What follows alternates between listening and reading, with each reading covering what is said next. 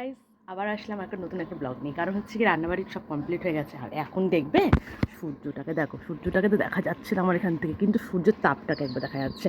তো চলো, আমার রান্নাবাড়ি কমপ্লিট, তোমাদের সাথে শেয়ার করা যায় কী কী রান্না করেছি আজকে, দেখবে। আর দেখো, ঠাকুর পাকুর দেওয়া তো তোমাদের সকালবেলায় দেখিয়ে দিয়েছি পুরোটাই একদম।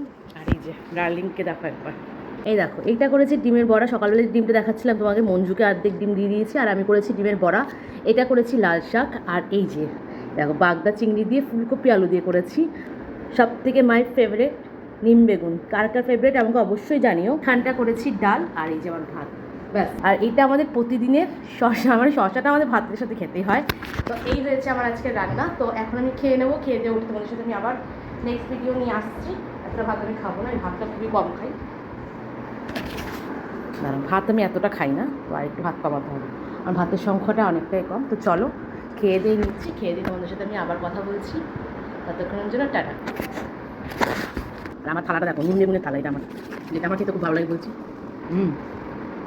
আসলাম আর কিছু লাগবে না, তার বাগদা চিংড়ির লোক তো থাকেই, ওই একটু বাগদা চিংড়ি দিয়ে খাবো ব্যাস। নেক্সট আমার খাওয়া হচ্ছে চিংড়ি মাছ দিয়ে ফুলকপি দিয়ে।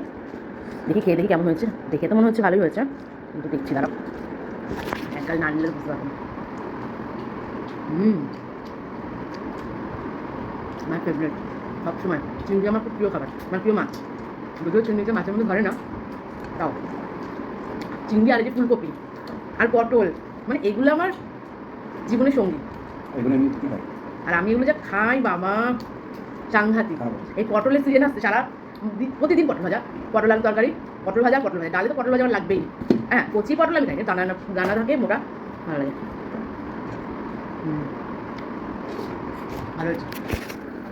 খাওয়া দাওয়া হয়ে গেছে, খাওয়া দাওয়া হয়ে গিয়ে চলে এসেছি। এবার কিন্তু একটু রেস্ট নেবো। এখন আমি একদম একটু রেস্ট নিই, তারপর বেরাবো কিন্তু প্ল্যানেট। তো চলো একটুখানি রেস্ট নিয়ে নিই। আর একটা কথা, যা রোদ, ভয়ও তো লাগছে, কিন্তু কিছু করার নেই। কালকে ভোট, আর পরশুদিনকাল আমরা যাচ্ছি তারা সেক্ষেত্রে আমার দুটো সানগ্লাস কেনার আছে, যার জন্য আমাকে প্ল্যানেটে যেতেই হবে। আর মায়ের একটা সিলদার্স থেকে জুতো কিনবো, তো সেই ক্ষেত্রে আমাকে যেতেই হবে আজকে। তো চলো, তার মধ্যে রায়ের পড়া আছে, রায়ের সব আছে, কী করবো বুঝতে পারছি না, কিন্তু আমি যাবো একটুখানি শিওর। আর সেই ভিডিওটা তোমাদের সাথে অবশ্যই শেয়ার করবো। এখন একটু রেস্ট নিয়ে নিচ্ছি। Tata, bye bye bye bye bye bye. সবাই ভালো থাকবে, সুস্থ থাকবে, আর একটু পরে আর একটা ভিডিও নিয়ে আবার আসছি।